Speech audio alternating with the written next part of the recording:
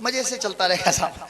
क्या है, मैं मेरे कुछ पता नहीं चलता। अब आप देखो, आज आपने कार्यक्रम किया, बहुत अच्छे लोग हैं सब, कितने बढ़िया कवि बैठे हैं। आप शादी समारोह में जाते हो, यहाँ लोग बैठे रहते हैं, वर वधु बैठे रहते हैं।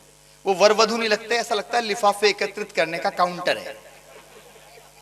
पहले जमा कराओ फिर खाना खाओ, होता है ना। मैं एक शादी में गया, सच्ची घटना बता रहा हूँ आपको। मैं शादी में गया, मेरे बेटे को भूख लगी थी, बोला पापा पहले खाना खाएंगे। मैंने कहा नहीं बेटे, पहले कायदा लिफाफा देंगे। बोला नहीं पापा भूख लग रही है, खाना खाएंगे। मैंने कहा बेटे कायदा है लिफाफा देंगे। उसने लिफाफा मुझसे लिया, स्टेज पर जाकर बोलता है 3 थालियों के पैसे काट लो। कोई हास्य नहीं है, आनंद अपने मन का आनंद है। मन का आनंद है, आपको हंसी आ जाएगी। ये योगेंद्र जी का सच्ची घटना, इनकी बिटिया का बर्थडे, मैं इनके घर गया, मैंने इनको लिफाफा दिया। समझ जाओगे तो आप आनंद लोगे, वरना 2 कौड़ी की बात कह रहा हूं। मैंने इनको लिफाफा दिया, इन्होंने जेब में रख लिया, बोला इसकी क्या जरूरत थी। ये इंटेलिजेंट लोग हैं यार। वो पीछे वाले नहीं है, होता क्या जो पीछे बैठ जाता है वो कुर्सी पे बैठने के बाद सोचता है मैं बड़ा आदमी हो गया। होता है आदमी को कुर्सी पे बैठने के बाद बहुत से बहम हो जाते हैं, और ये नहीं मालूम है आजकल झाड़ू चल रही है, कुर्सी वालों से चलवा रहे हैं। मोदी जी ने कह दिया बेटा कुर्सी पे वो ही बैठेगा जिसे झाड़ू लगानी आती है। लिफाफा कुर्सी पे अच्छा एक और, अरे यार एक और मोदी जी ने बड़ा बढ़िया, मैं तो साहब फैन हो गया उनका, लेकिन काम बढ़िया किया। अभी आपको बताऊं, झाड़ू तो लगाई जो लगाई, घर की लुगाइयां बड़ी खुश हैं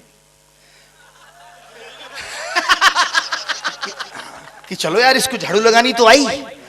मतलब कितने लोगों को सिखाया। अच्छा और कभी कभी क्या है, कुछ गलत काम भी होते हैं, उसमें भी अच्छा होता है। अभी शिक्षक दिवस पे उन्होंने बच्चों को संबोधित किया था। शिक्षक दिवस पे बच्चों को, बाल दिवस पे शिक्षकों को करेंगे।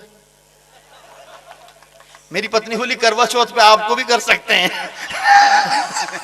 तो ये संकट है, सीख आनी चाहिए। और राहुल के लिए कह रहे थे हार गया हार गया। अरे यार बेचारा राहुल गांधी कुंवारा आदमी, देखो उसको उसकी एनर्जी का पता ही नहीं है गरीब का। उसकी शादी क्यों नहीं हो रही, उसकी बात बताता हूं, शादी क्यों नहीं हो रही। उसकी शादी में कोई गड़बड़ नहीं है, उसकी शादी की दो जने वजह है, नारायण दत्त तिवारी और दिग्विजय सिंह। दुल्हन उसके लिए ढूंढने ले जाते हैं और ले अपने लिए आते हैं। तो सारी स्थितियां सारे राजनीतिक दलों की अलग है। तो मैं बता रहा था, मैंने इनको लिफाफा दिया, इन्होंने जेब में रख लिया। बोला इसकी क्या जरूरत थी। मैंने कहा वापस कर दो। बोले यार आप तो मजाक कर रहे हो। अगला देखो आप, अरे मैंने कहा मजाक नहीं सीरियस हूं। बोले यार मजाक भी सीरियसली करते हो। हाँ करो साहब, आपके मन का उल्लास है तो चारों तरफ विसंगति है, विसंगतियों में परिहास है, विसंगतियों में आनंद है, विसंगतियों में उमंग है। मैं एक कविता आपको सुनाता हूं इस क्रम में, फिर बीच बीच में सब कुछ करता रहूंगा। मैं अकेला ऐसा मोबाइल हूं जिसमें 3 सिम लगते हैं। हाँ ये उंगली मत दिखाओ, यह उंगली यहां करने की नहीं है। अब भाई जी इनको यार ला दो कुछ, बैठ जाओ बैठ जाओ। अच्छा ये रात को रोज 1:30 बजे ऐसे करते होंगे। अच्छा कवि सम्मेलन दे, तो ये तो ऐसे होते होंगे, तो इनको सभी चीज कवि सम्मेलन दिखती होगी। इन्हें अच्छा आप कौन है इनके। अच्छा ये देखो ये बड़े आदमी हैं, आपका दोष नहीं है। बड़े आदमी क्या होते हैं, अपने साथ पीए रखते हैं नौकर, कि यार मुझसे सवाल पूछेगा मेरा बंदा बताएगा, ताली अच्छी मुझे लगेगी ताली ये बजाएगा। ऐसा होता है ना, बहुत सी बार शादी मेरी होगी, मतलब आनंद लो ताली वाली बजाओ रे उधर वालों भाई। हाँ यार मतलब हाँ, क्या करूं, हाँ, बंद कर दूं क्या। मुझे बता देना, मुझे पता नहीं है। मेरे से एक बोला भाई साहब आप इतनी देर तक पढ़ते हो, इतनी देर तक पढ़ते हो। मैंने कहा यार घड़ी नहीं बांधता हूँ। बोला पीछे कैलेंडर तो है, गड़बड़ हो जाती है। तो मैंने एक कविता लिखी, साहब मुझे लिफाफे कमाने का आइडिया बहुत भाया। मैंने बेटे का जन्मदिन मनाया। अशोक जी आ जाओ आ जाओ। हाँ सबको समझाना पड़ता है, इस देश को खतरा जब भी हुआ पीछे से ही हुआ है। मतलब बड़ा संकट है। मैं इनको देखता हूँ ना है करने लग जाते हैं, और बेटे बात कर रहे होते हैं। ये इस देश का कायदा है। मोबाइल पे लगे हुए हैं, आज तो बहुत कम मोबाइल बज रहे हैं, वरना लोग बाग आप जैसे लोग आ जाते हैं मोबाइल ऑन करके। मैंने कहा भाई साहब क्या दिक्कत है। बोला नहीं नहीं साहब आप तो कविता पढ़ो, मेरी लुगाई को यकीन नहीं हो रहा मैं इतनी अच्छी जगह आ सकता हूँ, वो आपकी आवाज सुनना चाहती है। मैंने उस भाई से कहा, मैंने कहा मेरी सुनेगी फिर तेरी नहीं सुनेगी। बोला भाई साहब एक बार आप सुन लो फिर आपकी नहीं निकलेगी। कॉन्फिडेंस होता है। ये सब चीजें अपनी जगह हैं। मुझे लिफाफे कमाने का आइडिया बहुत भाया। मैं बता रहा था, मुझे लिफाफे कमाने का आइडिया बहुत भाया। मैंने बेटे का जन्मदिन मनाया, कार्ड छपवाया। कार्ड में लिखा रहता है, हे मानस के राजहंस, तुम भूल न जाना आने को, भेज रहे हैं ये निमंत्रण प्रियवर तुम्हें बुलाने को। अब मैं क्या लिखता हूं? कार्ड छपवाया, कार्ड में लिखा, हे मानस के राजहंस, तुम भूल न जाना लाने को, भेज रहे हैं ये निमंत्रण कड़की में कुछ कमाने को। आगे लिखा, खबरदार जो कोई फोकटिया दिखा तो अपनी इज्जत का जिम्मेदार स्वयं होगा।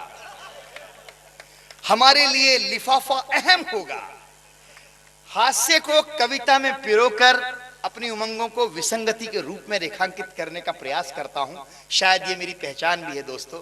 एक छोटी सी बात और निवेदित कर देता हूं। मुझसे लोग पूछते हैं, शायद आपके भी मन में प्रश्न रहा होगा कि रास बिहारी जैसा इन्होंने कहा मुझे किसी चैनल पर होना था, मैं आपके बीच हूं, कि आपको लाफ्टर और कवि सम्मेलन में क्या फर्क लगता है? क्या फर्क लगता है मुझे? मैं क्यों आता हूं कवि सम्मेलनों के संस्थान में? मैं 4 लाइनों में पत्रकारों को जवाब देता हूं और यहां आने की वजह बताता हूं। आपको लगे कि रात के 1:30 बजे जब आप केवल कविता सुनने बैठे हैं तो मेरी प्रासंगिकता क्या है? जो हम ग्लैमर की दुनिया के लोग होते हैं, चमकीले कोट पहनकर आ जाते हैं, बड़े बड़े सब कुछ करने आते हैं, मैं वो सब नहीं करता। मुझे ऐसा क्यों लगता है? लाफ्टर का भी पक्षधर हूं मैं, वहां ग्लैमर है।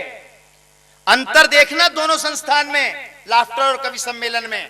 मैं दोनों संस्थान का प्रतिनिधित्व करता हूं, लेकिन अंतर बताता हूं। वहां ग्लैमर है, यहां ग्रेस है।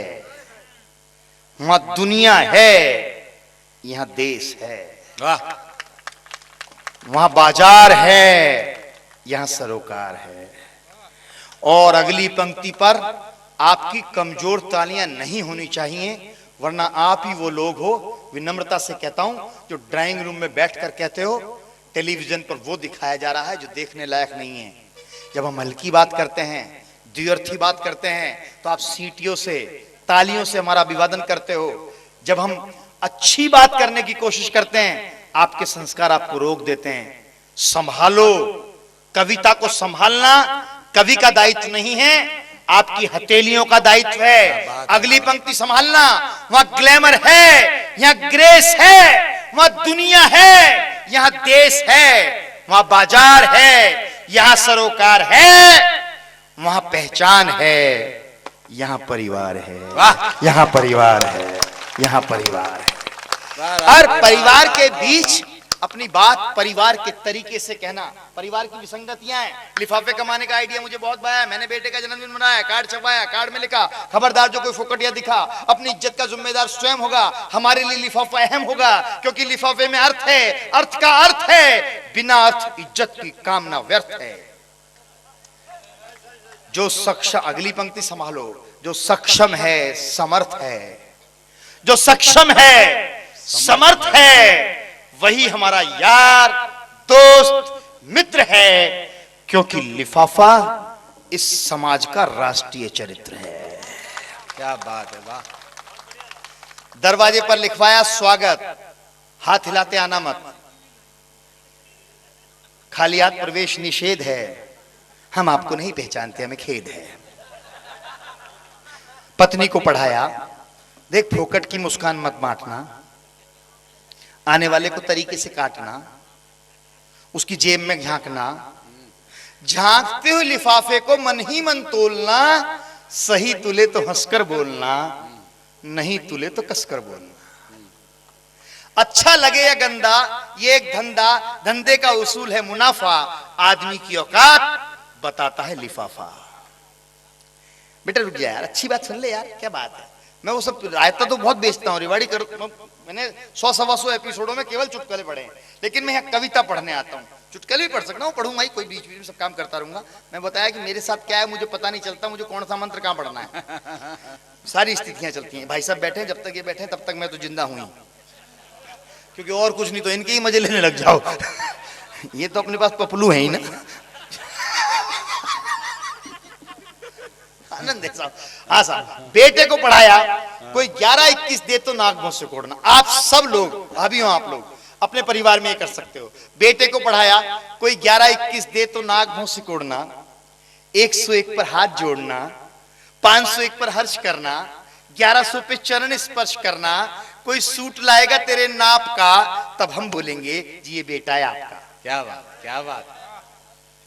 बेटे को जितना पढ़ाया, बेटा उससे भी निकला सवाया।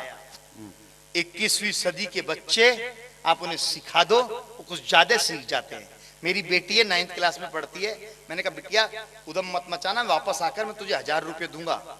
बोला पापा कवि सम्मेलन में जा रहे हो? मैंने कहा हाँ। बोला हवाई जहाज से? मैंने कहा हाँ। बोला वापस नहीं आए तो मम्मी से ले लूं? कॉन्फिडेंस देखना। एक बच्चा ट्रेन में मिल गया, मैंने कहा तेरी उम्र क्या है? बोला कौन सी वाली?